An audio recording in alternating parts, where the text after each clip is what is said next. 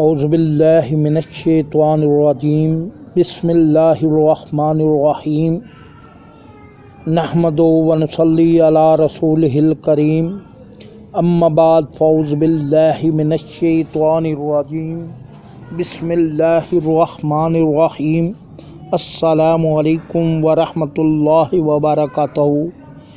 شاہ کونین صلی اللہ تعالیٰ علیہ وآلہ وسلم اور حضرت صدیق اکبر رضی اللہ تعالیٰ عنہ کے درمیان کوئی نہیں بیٹھا کرتا تھا۔ ایک دن ایک شخص آیا تو سرکار دو عالم نور مجسم شفیع معظم صلی اللہ تعالیٰ علیہ وآلہ وسلم نے اسے اپنے اور صدیق اکبر رضی اللہ تعالیٰ عنہ کے درمیان بٹھا لیا۔ اس سے صحابہ کرام رضی اللہ تعالیٰ عنہ کو تعجب ہوا کہ یہ کون ذی مرتبہ ہے۔ جب وہ چلا گیا تو حضور رسول اکرم صلی اللہ تعالیٰ علیہ وآلہ وسلم نے فرمایا، یہ میرا امتی ہے، جب مجھ پر درود پاک پڑھتا ہے تو یوں پڑھتا ہے، اللہم صلی علی محمد کما تحب و ترد لہ او کما قال صلی اللہ تعالیٰ علیہ وآلہ وسلم۔ اس سے معلوم ہوا کہ حضور رسول اللہ صلی اللہ تعالیٰ علیہ وآلہ وسلم اللہ تعالیٰ کی عطا کردہ طاقت سے سب کچھ جانتے ہیں اور ہر ایک کے عمل کی خبر رکھتے ہیں۔ چنانچہ حضرت شاہ عبدالحزیز محدث دہلوی قدسرہ العزیز اپنی تفسیر عزیزی میں زیر آیات و یکون الرسول علیکم شہیدہ تحریر فرماتے ہیں، تمہارے رسول قیامت کے دن تم پر اس وجہ سے گواہی دیں گے کیونکہ وہ نور نبوت سے ہر دیندار کے مرتبے کو جانتے ہیں کہ میرا فلاں امتی کس منزل پر پہنچا ہے اور اس کے ایمان کی کیا طاقت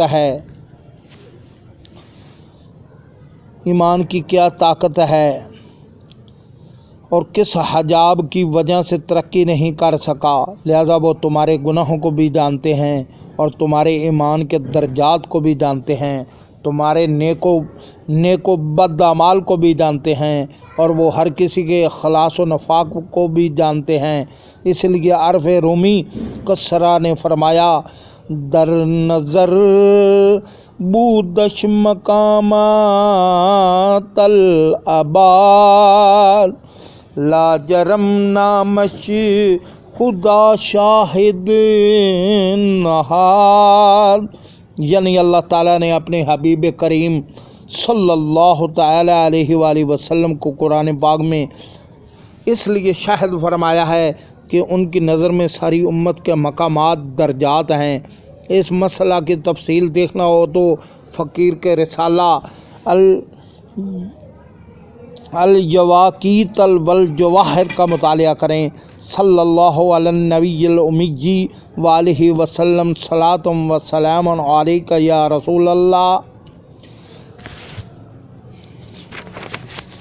حضرت سمرہ رضی اللہ تعالی عنہ نے فرمایا، ہم دربار نبوت میں حاضر تھے، ایک شخص حاضر ہوا اور عرض کیا، یا رسول اللہ صلی اللہ تعالیٰ علیہ وآلہ وسلم، اللہ تعالیٰ کے قریب تر اعمال کیا ہیں؟ فرمایا، سچ بولنا اور امانت کا ادا کرنا۔ عرض کیا گیا، حضور کچھ اور ارشاد فرمائیے۔ فرمایا، تہجد کی نماز اور گرمیوں کے روزے۔ پھر میں نے عرض کیا، حضور کچھ اور ارشاد فرمائیے۔ فرمایا، ذکر الہی کی کثرت کرنا اور مجھ پر درود پاک پڑھنا تنگ دستی کو دور کرتا ہے۔ میں نے عرض کیا، کچھ اور ارشاد فرمائیے۔ فرمایا، جو کسی قوم کا امام بنے تو ہلکی نماز پڑھائے، کیونکہ مقتدیوں میں بوڑھے بھی ہوتے ہیں، بیمار بھی، بچے بھی اور کام کاج والے بھی۔ صلی اللہ تعالیٰ علی النبی الرؤوف الامی الکریم وعلی آلہ وصحبہ اجمعین۔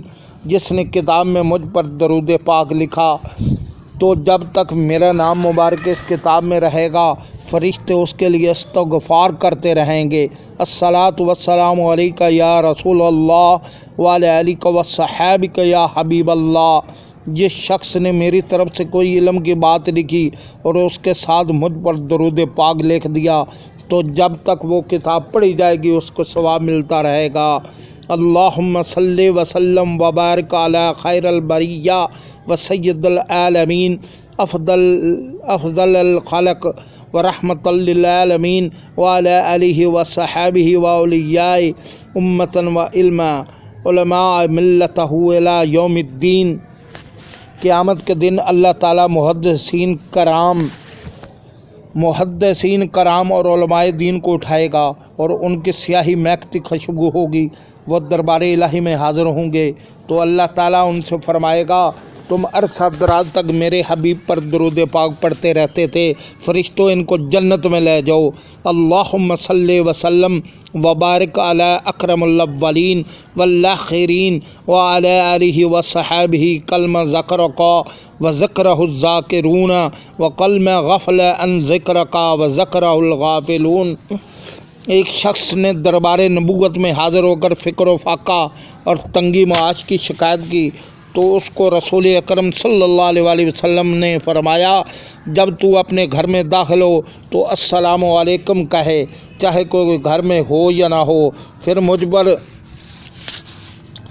مجھ پر سلام عرض کرو، السلام علیکہ ایھا النبی ورحمۃ اللہ وبرکاتہ، اور ایک مرتبہ قل ھو اللہ احد پڑھ۔ اس شخص نے ایسا ہی کیا تو اللہ تعالیٰ نے اس پر رزق کو کھول دیا، حتیٰ کہ اس کے ہمسایوں اور رشتہ داروں کو بھی اس رزق سے حصہ پہنچا۔ الصلاۃ والسلام علیکہ ایھا النبی ورحمۃ اللہ وبرکاتہ۔ رسول اکرم صلی اللہ تعالیٰ علیہ وآلہ وسلم نے فرمایا جس نے قرآن کریم پڑھا اور اپنے رب کریم کی حمد کی اور مجھ پر درود پاک پڑھا تو اس نے خیر کو اس کی جگہ سے ڈھونڈ لیا۔ مولا یا صلی وسلم دائماً ابداً علی حبیبک خیر الخلق کلہم من صلی علی فی یوم 50 مرۃ صفحاتہ یوم القیامہ۔ رسول اکرم صلی اللہ تعالیٰ علیہ وآلہ وسلم نے فرمایا جو مجھ پر دن بھر میں 50 بار درود پاک پڑھے قیامت کے دن میں اس سے مصافحہ کروں گا۔ صلی اللہ علی النبی الامی الکریم وعلی آلہ وصحبہ وسلم۔ ہر چیز کے لیے طہارت اور غسل ہوتا ہے اور ایمان والوں کے دلوں کی زنگ سے طہارت مجھ پر درود پاک پڑھنا ہے۔ صلی اللہ علی النبی الامی الکریم وعلی آلہ وصحبہ وسلم۔ حضرت مولا علی شیر خدا رضی اللہ تعالیٰ عنہ سے روایت ہے کہ رسول اکرم صلی اللہ تعالیٰ علیہ وآلہ وسلم نے فرمایا جو مجھ پر ایک بار درود پاک پڑھے اس کے لیے اللہ تعالیٰ ایک قیرات اجر لکھتا ہے اور قیرات احد پہاڑ جنہ ہے۔ اللہم صلی وسلم وبارک حبیبک المجتبی ورسولک المرتضی وعلی آلہ واصحابہ واہل بیتہ اجمعین۔ فرمایا شفیع المذنبین صلی اللہ تعالیٰ علیہ وآلہ وسلم نے جس شخص نے اپنی زندگی میں مجھ پر درود پاک زیادہ پڑھا اس کی موت کے وقت اللہ تعالیٰ ساری مخلوقات کو فرمائے گا کہ اس بندے کے لیے استغفار کرو، بخشش کی دعائیں کرو۔ اللہم صلی وسلم وبارک علی حبیبک ورسولک وصفیک وخلیک وعلی آلہ وصحبہ بہدرمل۔ حضرت جبرائیل علیہ السلام نے عرض کیا یا رسول اللہ صلی اللہ تعالیٰ علیہ وآلہ وسلم، اللہ تعالیٰ نے آپ کو جنت میں ایک قبہ عطا کیا ہے جس کی چوڑائی 300 سال کی مسافت ہے اور اسے کرامت کے ہماؤں نے گھیر رکھا ہے۔ اس قبہ مبارکہ میں صرف وہی لوگ داخل ہوں گے جو حضور صلی اللہ تعالیٰ علیہ وآلہ وسلم کی ذات گرامی پر کثرت سے درود پاک پڑھتے ہیں۔ اللہم صلی وسلم وبارک علی النبی الامی الکریم وعلی آلہ وصحبہ اجمعین۔ کل رسول اکرم شفیع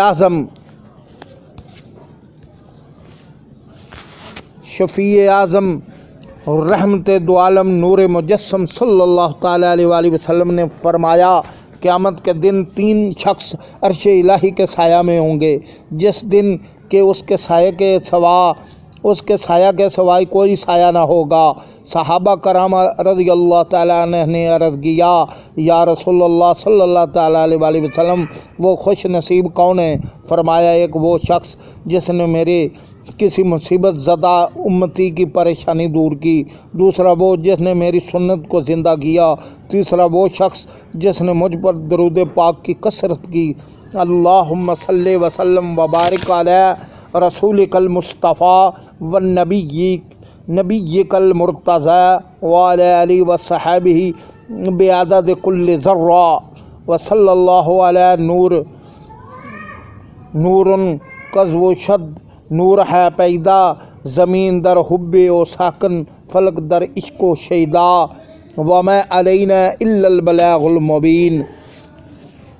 اے ایمان والو، اسلامی بھائیوں، آپ نے حدیثیں تو ملاحظہ فرما لی ہیں، آپ نے اس ویڈیو کو مکمل طور پر آخر تک دیکھنا ہے۔ اللہ تعالیٰ آپ کو دین و دنیا کی بھلائی عطا فرمائے، اللہ تعالیٰ آپ کی اور آپ کے گھر والوں کو تندرستی اور صحت عطا فرمائے، اللہ تعالیٰ آپ کی عمر میں اضافہ فرمائے۔